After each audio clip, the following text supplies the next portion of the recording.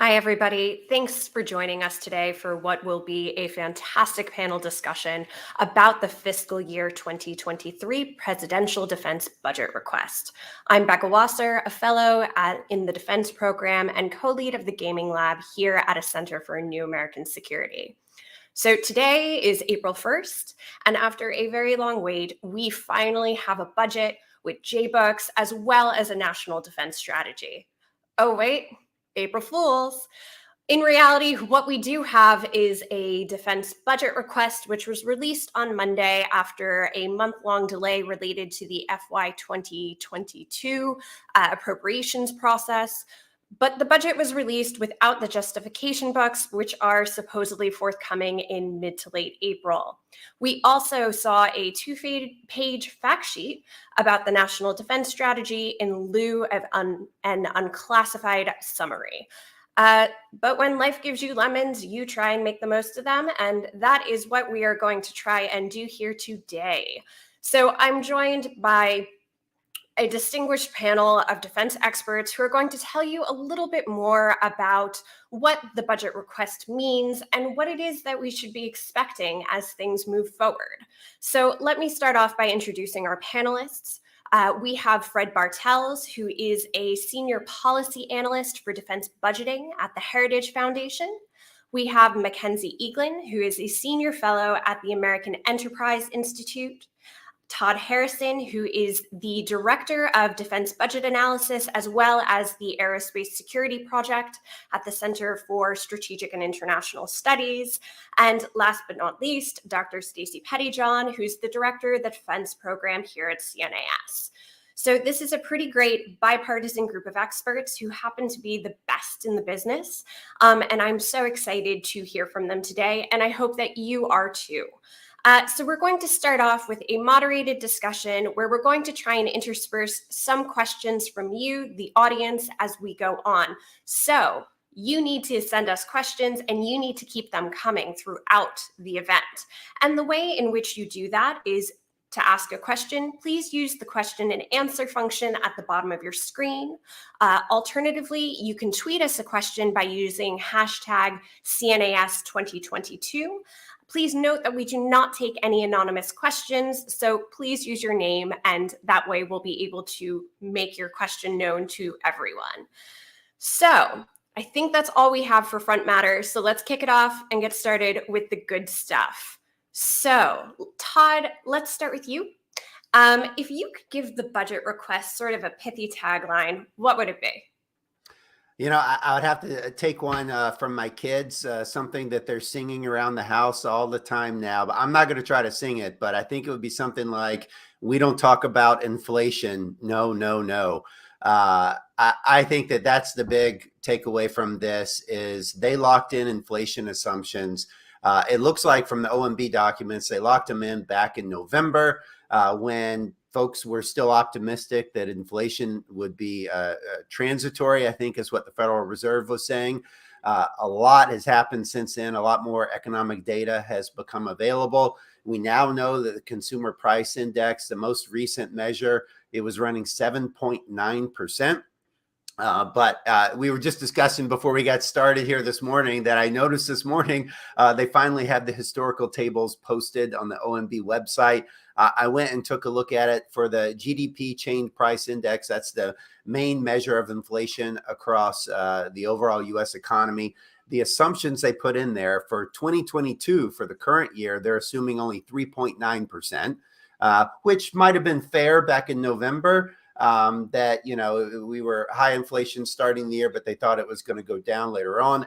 That is almost certainly not going to be true. For 2023, their inflation assumption, GDP Chain Price Index, is 2.2%. That does not seem realistic at all. And then for all subsequent years, they assume 2%, that it would go back to historical normal levels. You can tell in that historical table 10.1 what they used in there for the overall defense deflator. So inflation as it specifically applies for the basket of goods, products and services that DoD buys. It's very similar inflation assumptions for 2022. They assumed 4%. For 2023, they assume 2.2% and then going to 2% for all years thereafter. So I think that's the big story here when they talk about, a real increase in the defense budget. When you assume real inflation on top of that, it's not actually an increase. It's a decrease in the defense budget if you apply more realistic assumptions using more current economic data about what things are shaping up for in the coming year.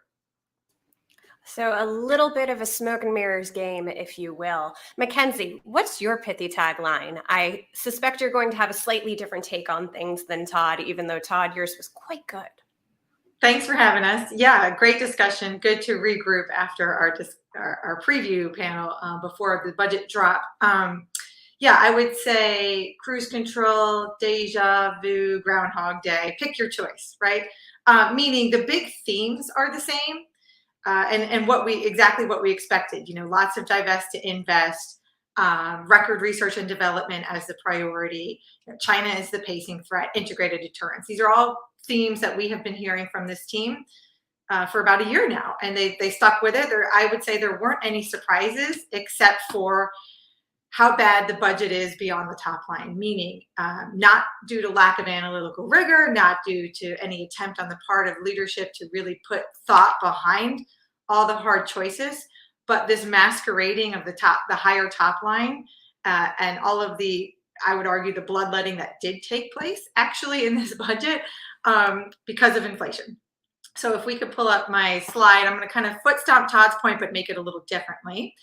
So Air Force Secretary Frank Kendall was talking this week saying that basically the Air Force as a service saw a $12 billion increase from 22 enacted to the president's budget request for 23, and talking about how that's, just a huge number in modern times. To which I would then say, well, unfortunately, maybe the way our screen is, you can't see the bottom of the chart. Okay, so when the bars there are basically what the Air Force would have needed to get to keep pace with 2019 pre-pandemic buying power. So when he talks about a $12 billion increase, it's really more like a, $5-6 billion real decrease. And you see that across the services, well, at least the Army, Navy, and the Air Force. I knew Todd would cover Space Force, so I didn't, for impact purposes, I didn't include it on the slide. But right, you see this across the board. There were massive cuts underneath the top line that the services took, primarily in procurement, but definitely in readiness and other priorities too. But it's hard because the messaging from the services is we all got an increase. And of course, people like us are like, wait, you actually saw nothing that is an increase. You saw a real negative decline in your purchasing power on top of 2 years of previous reductions in buying power for inflation and other reasons, just a variety of them. And the compounding effects are pretty ugly. And I think those bear out for the eaches of each service's requests that I can dig into later. Thanks for illustrating all of that, Mackenzie. Stacie, I want to go to you, and I don't know if you have a slightly different take than sort of Todd and Mackenzie, but what are your big takeaways from this year's budget request? I, of course, agree with Todd and Mackenzie on both of their points. I think when you look at this budget and go beyond the top line and try to see what's within it, it's all about the future force. And that makes sense given what we believe the strategy to be for this administration. But there are significant investments in modernization and capability over capacity. The cuts to capacity are relatively small, but they are across the services. And you do see this continued effort on the part of the various services to retire systems that are less relevant to a potential conflict with China or with Russia. So you have $130.1 billion in RDT&E. That's investment in future and advanced technologies like artificial intelligence, hypersonic weapons, and this is being touted as the highest ever, which is true. There have been a number of years now that we've seen significant investments in RDT&E. which is a good thing if you're focusing on the future and maintaining the American military's technological advantage. At some point, they are going to have to find a way to take some of these technologies that they are developing and prototyping and actually turn them into weapon systems that are fielded and capabilities that are in the hands of the warfighter. You also have a big bill associated with nuclear modernization, which is finally coming due, $34.4 billion for the recapitalization of the Triad. That is the new nuclear-armed submarine, the Columbia class, the ground-based strategic deterrent, and the B-21 bomber, along with the LRSO, the new nuclear-armed cruise missile for the Air Force. And that's in addition to all the conventional modernization. The Army has made a strong point of that it has been able to continue to invest and protect its main 6 modernization priorities. But they are taking a slight cut in terms of the number of personnel that they have in the service, although not so much that it's actually a reduction in terms of the number of brigades or units that they have. Thanks so much, Stacie. Fred, I want to go to you, and I want to ask you not only about your top takeaway, but I want to ask you one of the audience questions. We've got a question here from Jack that, is kind of riffing on what Mackenzie was saying as her pithy tagline of Groundhog's Day, where he's asking, do you really see any real attempts to make tough prioritization and reform calls in the budget, or is it just same old, same old? So, Fred, what's your take on that? My top line take, it is a bit different from the three of them, but it follows Todd's line of riffing from a movie, which is help us, Congress, you're our only hope. I think this budget request comes as, if in the most charitable reading, as an offer for partnership with Congress, asking for like big changes. Even when OMB disclosed that they used like November of last year's as inflation assumptions, they started talking about renegotiating those inflation assumptions with Congress. They have those $15 billion on their FIDUP set up for purchasing inflation effects. And I think that that's going to be a more drawn out negotiation and more into the details. I don't know how that's going to impact the services in the future, because it is an election year after all. And you might see less willingness from Congress to engage in negotiations depending on where you are in the calendar. And you're starting from a late submission. It was a late appropriations for FY22, and then a late submission for the budget. And in all of that, Ed backs up the queue and moves everything to the right. On the real attempts for tough prioritization, I think that they are missing. It's marginal calls. Which is a little bit of what Mackenzie touched. That's why they're touting like largest ever yet again RDT&E. That's why it is repeating most of the themes that the administration has put in its budget request for FY23 are very similar to the ones of FY22, but just a little bit bigger. There's more resources that they are tagging it as climate change, even though you don't really know what they are other than like $2 billion for installation resilience. This can be good, this can be bad. We don't know yet. And that goes to another question from the audience, and something that Becca mentioned in her opening. We don't have the J-books. We don't have the details on it. And even when you go to the details that the services themselves offered, they don't put FY22 enacted. And sure, it is a hard task, but in my mind, that points to the softness of how we do financial management at DoD, but that's a broader question. Thanks, Fred. So, you mentioned the fact that there's some continuity with the FY22 budget request. And I want to get into this a little bit more with folks. Last year, there was a lot of talk about how the FY22 budget request wasn't fully representative of the Biden administration's priorities because it was largely an inherited budget, as well as some timeline issues. So, across the board, are we really seeing continuity with the FY22 budget? budget. Are there some critical divergences that we see, perhaps maybe in some of the service breakdowns? Todd, I'd like to go to you, and if there's any sort of differences between FY22 and FY23 for the Space Force, I'd be really interested to hear about those. Yeah, I mean, I'll tell you, overall, it's really hard to tell, how much of a strategic shift there might be going on in this budget without the detailed budget justification documents, because that's what we need to see that fight up on a program by program basis to understand, where are they shifting money, not just in FY23, but where are the shifts happening in the out years. So I would say a lot of it is still an unknown. But, when it comes to the Space Force, that's where there's a bit of an April Fool's joke that's going on, that it looks like it's a huge increase in the Space Force's budget. The FY22 enacted for the Space Force was 18 billion. And this budget request, it's up to 24.5 billion. That's more than a 1/3 increase, $6.5 billion. So, it might make your eyes bulge and wow, they're really doubling down on space.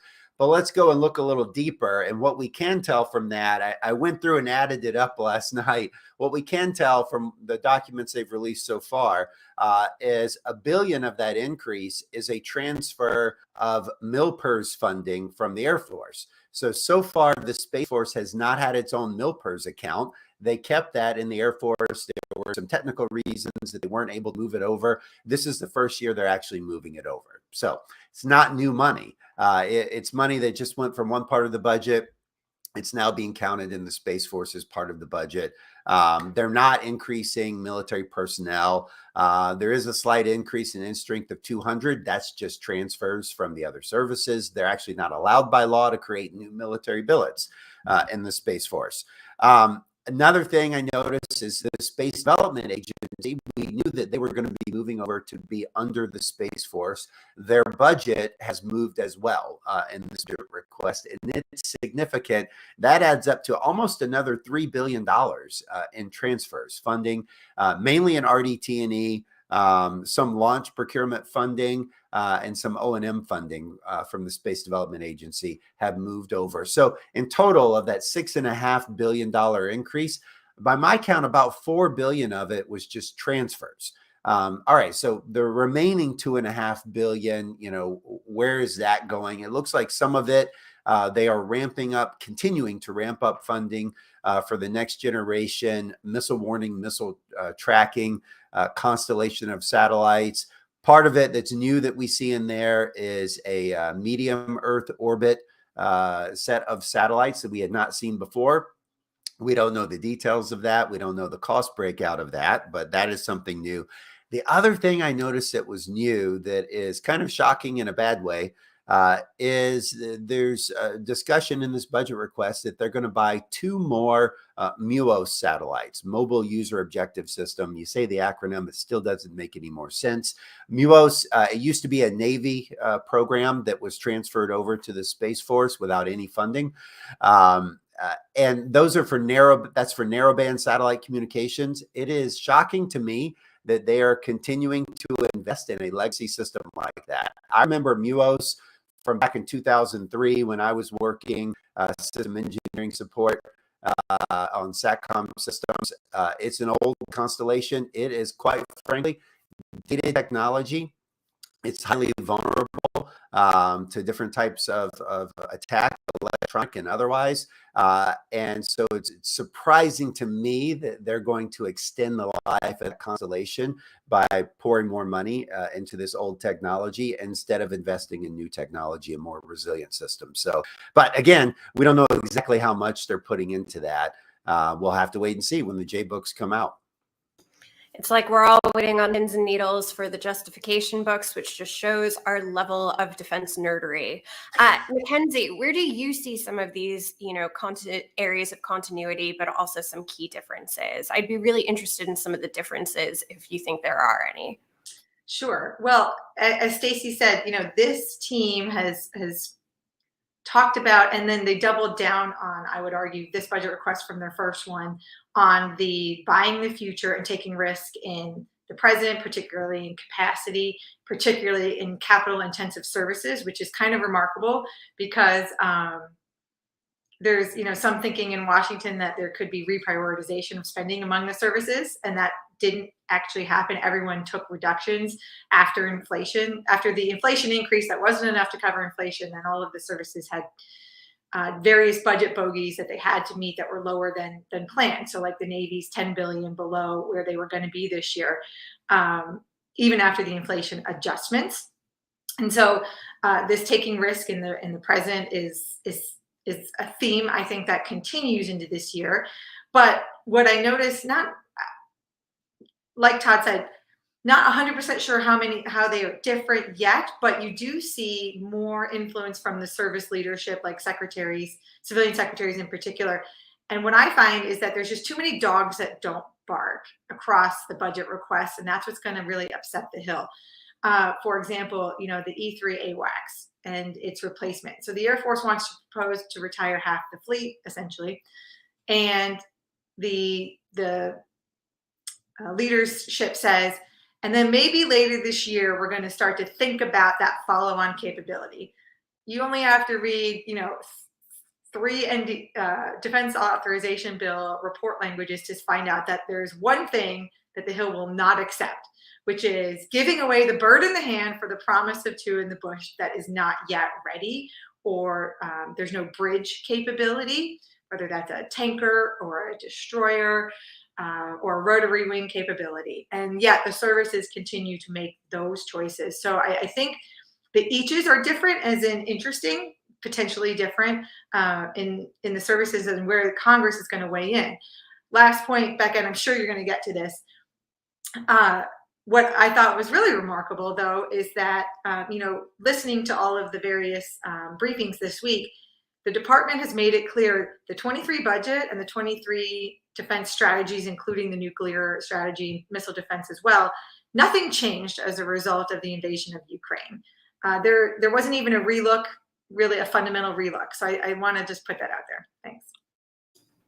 So riffing on that, I actually want to pull in an audience question. And Stacie, I think I'll send this one your way, which is looking at modernization of the nuclear triad. So Johannes asks, how reliable are the current cost estimates for the modernization of the nuclear triad? And what is their priority in the context of the current conflict in Ukraine? So Stacie, I was wondering if you could maybe tackle that one for us. Sure. I mean, the cost is what, at least as I understand it, and it's hard to say without the J books again, so we don't know what they're planning in the FIDAP going forward. It is the fact that the nuclear modernization programs, the bill is finally coming due. They've been in development. They're actually on schedule, on time, on cost, most of them, I believe. But they're just hitting the point where you're actually going to begin to produce some of these systems, which means that you're procuring them and there are more costs. So the Columbia class is beginning to be built, and the B-21 is supposed to be fielded, I think the first one this year. So the costs are going up because they're actually reaching the stage where we're going to begin to buy a certain number of those. The costs aren't actually increasing. We're just spending more because we've reached the point in the plan where we intended to. My assumption is the cost estimates are right. I haven't looked and can't look right now at what's in the FIDAP to know what they're planning exactly. In the context of Ukraine, you haven't seen a significant shift within the United States nuclear posture, and you wouldn't really expect one. The strategic triad are these larger intercontinental delivery systems that we have. We hopefully will never have to use them, and they're planning to modernize all of the weapons, the warheads that go on them, and the systems. They're developing the nuclear-tipped cruise missile. The one change that has been announced has been that the Biden administration is scrapping the submarine-launched nuclear cruise missile that the Trump administration added after 2018. This actually hasn't been developed yet or fielded, so they're cutting the program before it reaches production. Some might see that as a bad thing, since this is one of the non-strategic, potentially nuclear weapons that the US was developing to have a counter to Russia. I don't really think, in my perspective, that that's necessarily true, that we have a strong and very credible nuclear deterrent, and that includes non-strategic systems, including NATO's nuclear warheads, which are in Europe. So I don't think this is appreciably changing the situation. But like Mackenzie mentioned, the budget was finalized before Russia invaded Ukraine. So it doesn't really reflect a lot of the changes in thinking that may have occurred since then. Stacie, I want to stick with you for a minute and ask you another question, which is, Mackenzie had mentioned it, I mentioned it at the start, but along with our budget request release, we also got, a 2-page fact sheet on the National Defense Strategy. It seems as though, traditionally you have a defense strategy before you have a budget. It looks as though the administration really wanted to try and illustrate that there were linkages between the FY23 budget request and the forthcoming National Defense Strategy. Based on what we know, which admittedly is not much after reading the fact sheet, do you think that this budget is strategy informed? As you said, it's hard to say. We have a page and a half of the strategy, which reiterates the fact that China is the pacing threat.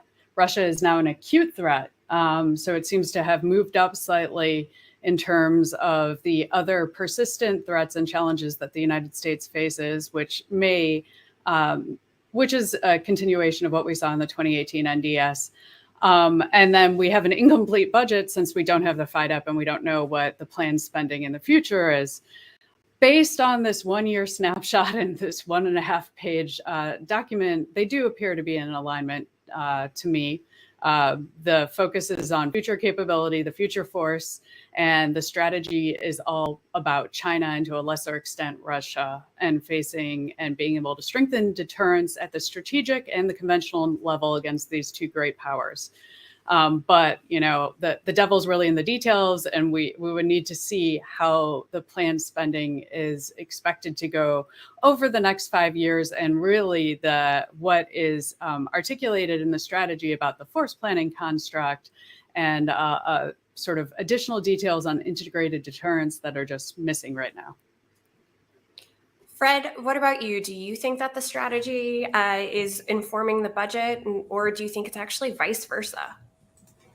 That's a good question, because as Stacie put, for as much as you can glean from that document, I think you can read whatever you want. If you want to say that the budget is informed by the strategy, that there's room within that fact sheet for you to drive whatever truck of arguments that you want. There's a lack of definition there that doesn't allow you to really judge anything. And I'm still waiting for someone to actually explain how integrated deterrence is different from anything else that we've done in the past. How is it different from using every instrument of national power? How is it different from sanctioning so you can get to a diplomatic path on whatever issue you might have? And I think that gap doesn't allows you to say whatever you want within that environment. That's why you had like an anonymous source on the Washington Post saying that the Ukraine situation is a great example of integrated deterrence. I don't know what is integrated deterrence in that case. I know that there is a war raging on and a lot of destruction going on, and I hope that is not a successful strategy for anything. So it's really an incomplete. And I think that's one broader theme of this budget.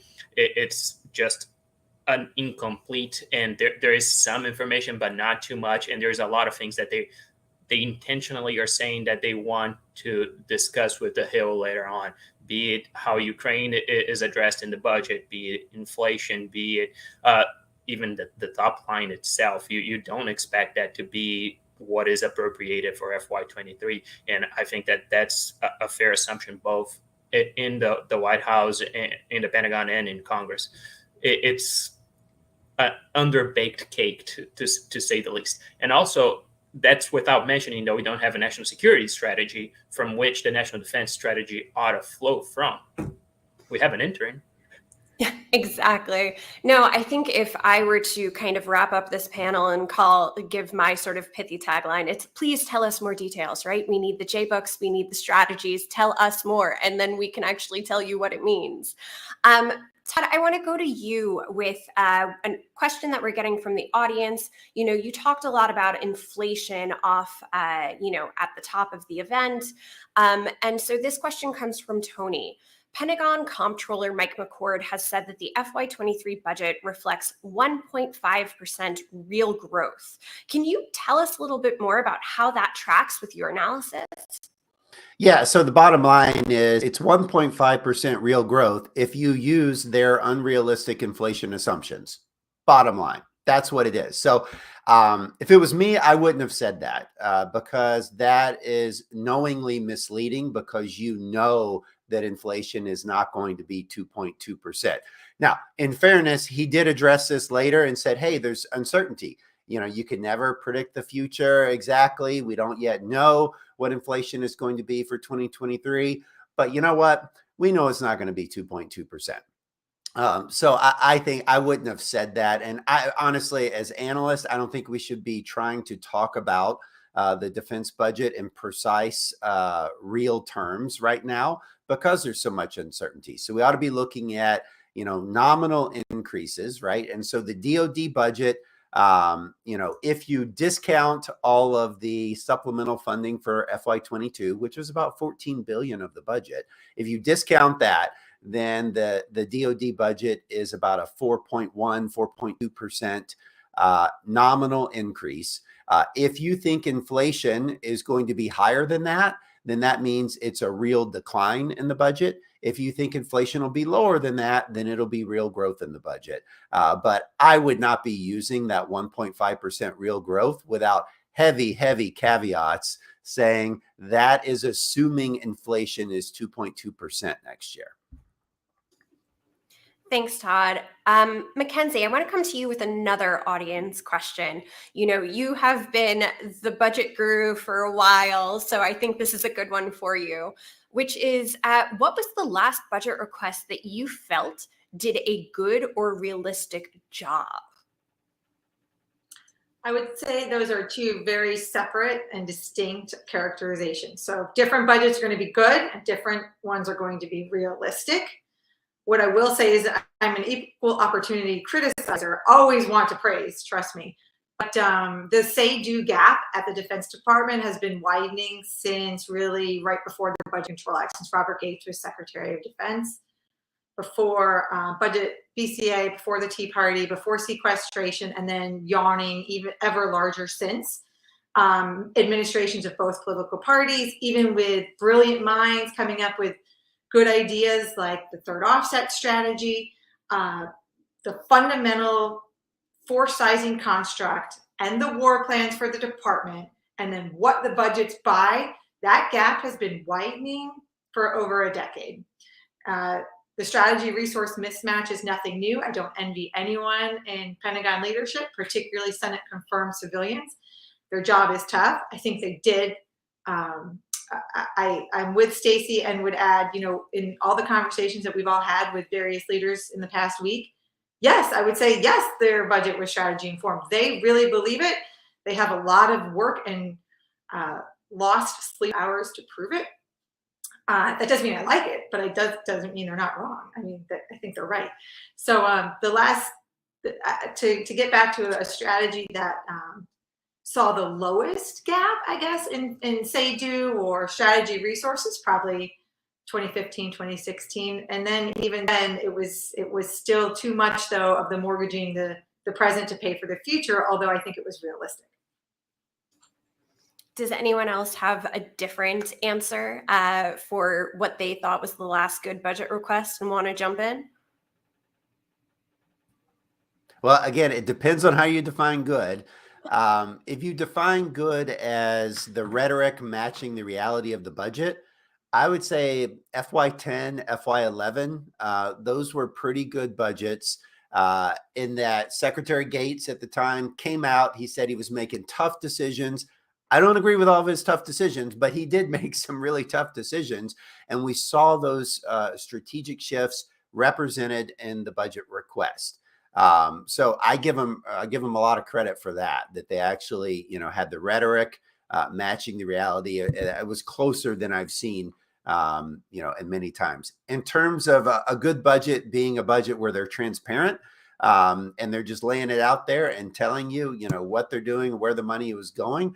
I actually think the Trump administration budgets, particularly FY19, FY20, they were pretty forthcoming in laying it out there, especially when it comes to how OCO funding was actually being used, and that laying out the fact that it was not actually being used for, the incremental cost of wars, that the vast majority of that OCO funding was being used to supplement the base budget. And I think that really helped clarify for folks, don't expect a 10% windfall when we eventually get completely out of Iraq and Afghanistan. So I give them a lot of credit for that. Two-finger quick, Becca, if I could. Fair enough on the budget documents in the Trump administration, but yet that was also the time the Pentagon leadership was the least transparent I can remember since 2001 under Jim Mattis. Everything got reclassified. There was so much secrecy. It was not just unhelpful, it was damaging to the department. So I'm going to switch to yet another audience question, and I think a really important one before we transition to talking a little bit more about what the budget means in the future. So Fred, I'd like to start with you on this one. So for the average citizen, what is it that they need to know about the 2023 budget request? What are the most important implications for sort of your average US citizen or person residing in the United States? And this question comes from Ronnie. Yeah, I think that the biggest implication is that we're paying more to get less. That's the top line, and that's why people talk about the effect of inflation. You have a decrease in end strength in the Army. You have the Navy wanting to decommission 24 ships and buy 9. And from the initial data that I saw, and they're going to commission 2 this year.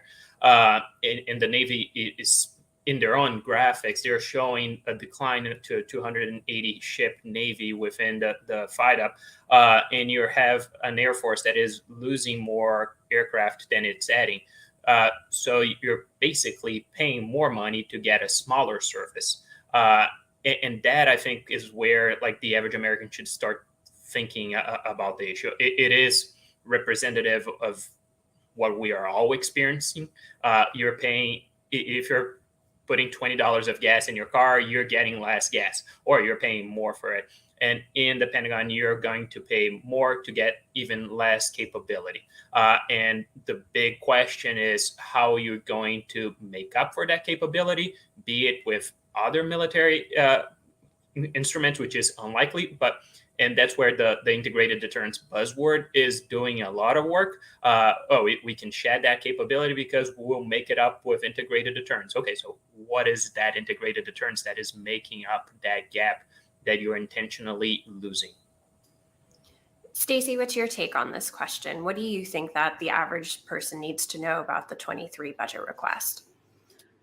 I mean, in some ways I agree with Fred, but others I disagree. I do think, we're paying more for less, but part of that is we have a very expensive military. People are very expensive, and a growing part of the budget, as Todd's colleague Seamus, he has a great report on personnel costs that details how this is eating up an even larger share of the overall defense budget and limiting the amount that's available for investment in different capabilities. We have the best military personnel in the world, but it is expensive.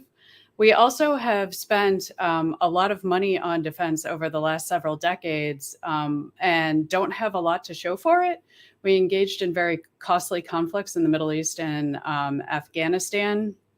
And we had a lot of failed or underperforming modernization efforts. And this is really an attempt to refocus the Defense Department and to make investments in future capabilities that are believed to be critical to future military capability that will be needed to counter China and Russia.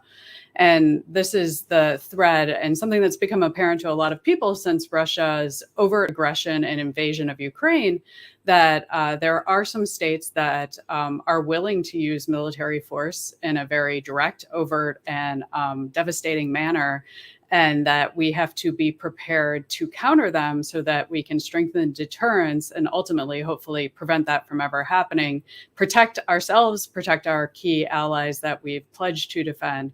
And that's what this budget is really about. So I want to now sort of shift to thinking a little bit more about how the budget is going to play out in the future. So Mackenzie, you've spent some time on the Hill. I want to ask you about what you expect the reaction of Congress is going to be. Already we've gotten some pithy quotes from folks, but we kind of have this interesting dynamic going on where we have all of the sort of business as usual churn, like the budget, strategy, et cetera, happening at the Department of Defense. But then we also have events in Europe that are going and are perhaps maybe adding to the way that Congress is perceiving what the Department of Defense needs. So can you talk a little bit about what we should expect from Congress moving forward with this budget? Yes, great question, but great time to pivot too as well. So if your team could put up my second slide, they're going to start on this point, right? We already know that because there's been letters to the executive branch to this effect where there's a top line inflation problem based on the way a lot of members on the Hill see it, particularly in one party. There are letters, most of the Republicans are signing it on the Armed Services Committee, for example, the vast majority, and they're going to want to get at this issue. They haven't put specific numbers out there, we know or think the 23 top line enacted should be X. And I think that's actually smart because as Todd's been painstakingly walking us through inflation, it's changing, but it's persistently high, and we know that. So the Hill is going to be worried about this delta first. They're going to be worried about the loss of buying power, given that the inflation bump up from the White House was seemingly generous, but still not enough. Then they're going to want to discuss the gaps between this team's new defense strategy, which in terms of ambition seems very similar to the 2018 document. Maybe the details differ and there are some slight variations, but in ambition terms, I think the Hill will think that they're roughly similar. And so what does that mean? How can they invest more in buying the 2022 and the 2018 defense strategy with China as the pacing threat? So then they're going to address the slide. Then they're going to address the gaps with the defense strategy and the actual request. And they're going to use a variety of ways to get there. But it won't just be like last year, which was mostly a focus on the unfunded requirements list from the services. I think this year the Hill's going to want to get more in the driver's seat in terms of guiding defense budgets higher, if and when that they do. I actually see some good areas of bipartisan work in terms of guiding those increases. There are a couple of op-eds out this week with members of that are bipartisan. Members on committees of jurisdiction talking about things that they want to work on with the request as it moves forward in the posture season. And I actually I'm not all gloom and doom for once about, even though it was a late request, as Fred outlined so well, there's still a possibility of appropriations committee and possibly floor time. I don't mean signed into law on time. Fred, what about you? Do you see sort of the same thing happening, or do you have a slightly different take? No, fairly similar. But one thing that I wanted to add is that even the interim national security strategy and the fact sheet from the national defense strategy paint a more ambitious picture of what we want to achieve than the 2018 national defense strategy, even if it is by the sheer amount of issues that the Pentagon would be playing in on, even if it is just electric vehicles or more invested in countering future pandemics. And one comment that I wanted to add on Todd's point about McCord's comment on 1.5% real growth, like it or not, we don't know what is actually going to be real because we haven't paid those bills yet. If I asked you how much gas is going to be in October, you have no idea, especially the way it has been fluctuating nowadays. So when they actually are going to sign the contracts, is going to have a different impact. We all know that 2.6% is completely unrealistic, and it's very detached from the reality that we are all experiencing on that. But on the Hill, I think that they're going to be very focused on first buying back the inflation eroded purchasing power that Mackenzie put out, and also buying back a lot of the divestments that DoD wants to make. You can expect them to buy back the A-10s. You can expect them to add a few ships to the bill because they added that before. And there is the issue of double counting the authorized ship already, that the Congress is very displeased with the Navy, if we want to put it in more gentle terms, in non-Twitter slurs that have been used by members of Congress directed at the Navy. So I think you're going to see a lot of mashing of teeth and a substantially sour mood from the Hill when the senior leaders from the Defense Department come in front of them. And that's all starting next week. Can't wait for that show. Todd, Stacie, I want to ask you, sort of, if you're reading the tea leaves, what are the divestments that you expect to see, and what are some of the additions that you expect Congress to try and make? Todd, let's start with you. Yeah, I think when this budget hits the Hill, there's going to be a lot of factors that are at play. We've already beat the inflation horse dead. That's going to be huge, and that'll be continuing. More and more data will emerge on that, throughout the summer into the fall. The other big factor, let's not kid ourselves, is there's a midterm election this year, and we could be looking at a change in party control of both the House and the Senate. So, in all likelihood, that's going to push off final consideration, final passage of the defense appropriations bills until after the election, possibly after a new Congress has been seated. So it might be this time next year before this actually gets appropriated. We'll have to wait and see. And a lot can change between now and then. I think, in terms of the divestments, obviously on the Navy side, they're not happy. And so the Navy's going to have to do a lot of work to justify those divestments to the Hill. I mean, they're talking about divesting a bunch of LCSs that they just bought. These are some of the newest ships in the fleet. I think it might be the right decision, but it is an uphill battle to make that case. The Air Force has tried some of these divestments in the past. Let's see if they can be successful this time. Like Mackenzie said earlier, it's hard to get Congress to go along with a divestment if you can't show them, I already have an equivalent or better capability in hand. If it is the promise of a future capability, Congress is not likely to go along with it. One other factor is the strategy could be important, could help the department justify some of these divestments and some investments as well, if it includes a force table. If it doesn't include a force table, then I think it'll be largely irrelevant to that debate because it means it doesn't have specifics. And without specifics, I think it's a nice to read document. You set it aside. Your real strategy is what's in your budget. And so that's what Congress is going to be debating it based on. Overall, I expect Congress is going to add significant funding to this budget to cover inflation costs, to cover, divestments they want to reverse, to cover new investments they want to make or accelerate. I expect Congress, probably not quite as much as Mackenzie was showing on her chart, but I think that they'll probably add 30, maybe even 40 billion to the DoD request this year. Thanks, Todd. Stacie, what kind of divestments do you expect Congress to allow? And, what additions do you think Congress is going to try and make into the budget?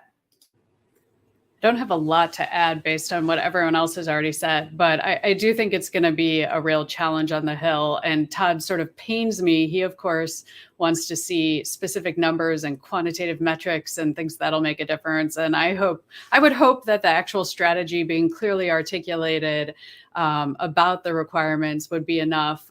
It may not be. There are a lot of divestments here and ones that have been tried in the past.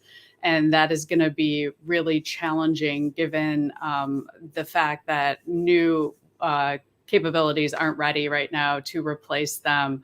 But at the same time, you're seeing that there are some systems that just are really reaching the end of their life, or they just haven't ever proven to be useful. And the department is going to need to explain that and make a strong case. It's going to be really difficult to do in an election year. It's hard enough anytime. And if they don't get a clear strategy out with or without a table, I think it's going to be even more unlikely to happen. So we've got a really good sort of counterfactual question from the audience that I'd love to get folks' take on.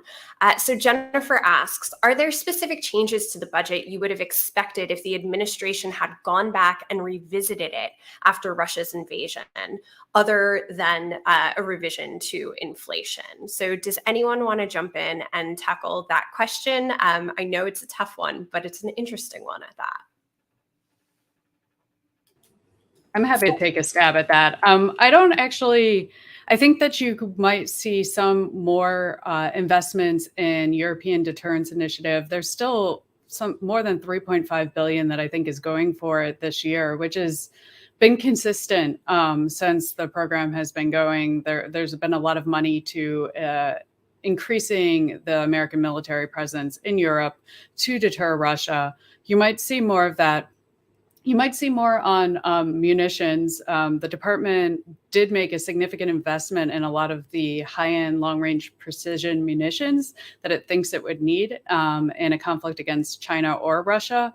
And that they've said they've maxed out the production line on some of them, but you might have other systems like Javelins, Stingers that are more short range and that we're providing to the Ukrainians.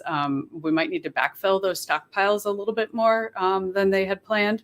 I would hope that you would see the Army finally charging ahead and making investments in ground-based cruise missile defense. They've really, they've focused on the theater defenses with the Patriots and the THAADs, which are really important and necessary. And then there's been a lot of emphasis on counter UAS systems, which we've also seen with the conflict in Ukraine and other recent wars. Unmanned aircraft or drones have been pretty effective in that you need different types of defenses to counter some of these systems. But there's still that missing area with cruise missile defense where that would be really useful, since you've seen that Russia has employed a lot of cruise missiles and standoff strikes rather than sending its air force in to directly attack targets in Ukraine. So we've talked a lot about, various processes as well as just how we analyze the budget. And it's become very clear how much of defense nerds we all are. And so I want to ask an audience question that is about Ppbe. So Abby asks, does this budget reflect the success or the failure of the Ppbe process? I'll note that this also links to our line of questioning about what Congress will do, being as how there is now a commission that is looking at reforming the Ppbe process. Fred, do you have a take on this? I do. I think that this budget reflects the shortcomings of Ppbe, because you need very lengthy timelines to process the FY22 appropriations. Just not having that data there. That data exists somewhere. It should have been already inputted in the system, and it should have a universal baseline of truth that is shared throughout all the services. You don't have a lot of the responsiveness. If you had a system that was agile enough, you would have incorporated some of those changes on, even if it is simple things like replenishing the Javelin stock that Stacie mentioned. Those things should have been reflected in a more agile process. And I think that this budget reflects those shortcomings, both on the feedback loop of the Ppbe process and how it highlights data. But on a short plug, you can go to heritage.org. I hosted an event about that on Monday. And if I'm not mistaken, Abby was in the audience as well. Love to see all of us think tanks coming together and plugging each other's work. Todd, do you have a take on whether this is representative of a good or bad Ppbe process? Yeah, I completely agree with Fred. I think that this year in particular highlights the shortcomings of the Ppbe process.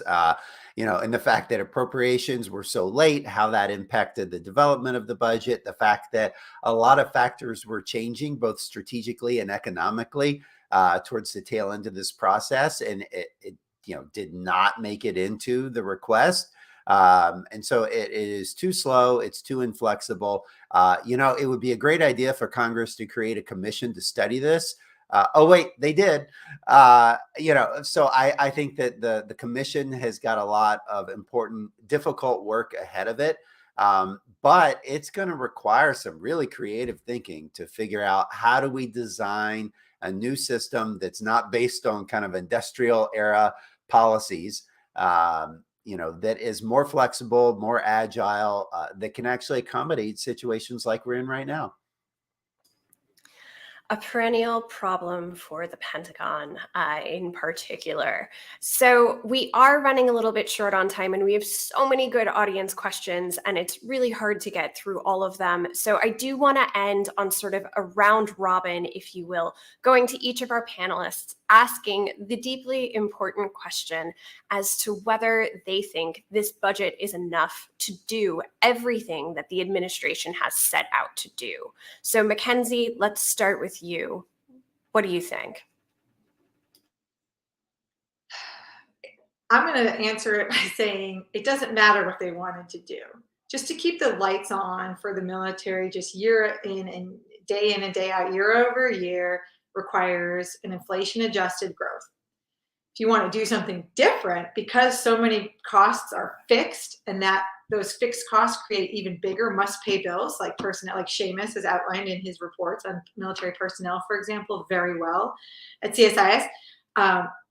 There's really only so much money you can sort of move around if you want to do new and different things. That's why I think Congress first started with the European Deterrence Initiative. So my point is, this isn't about Mackenzie saying more. This is just understanding the Defense Department sort of in the weeds budgeting process, which is there is an annual defense depreciation that happens every single year, and it just ranges if it's like 1 to 4 points below meaning the delta between inflation and then what the department needs to do. CBOs talk about this. Cost growth for DoD is above inflation historically. Mackenzie found the same thing in its inflation report this week. So I'm going to take the easy road out and say it doesn't matter who's in office.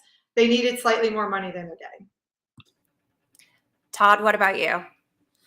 Yeah, just to build on that, historically we see 2 to 3% growth above inflation in MilPERS and O&M accounts. So if you're not factoring that into your budget, you're not being realistic.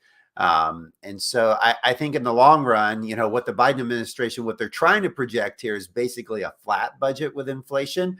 When you add in realistic inflation, it actually looks like a declining budget. But if you intend to have a budget that's essentially flat with inflation, then you're going to have to make some tough trade-offs.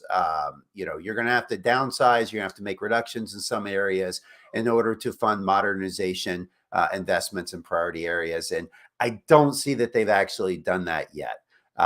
And so, I think there are some hard choices that have not yet been made, particularly on the Army side.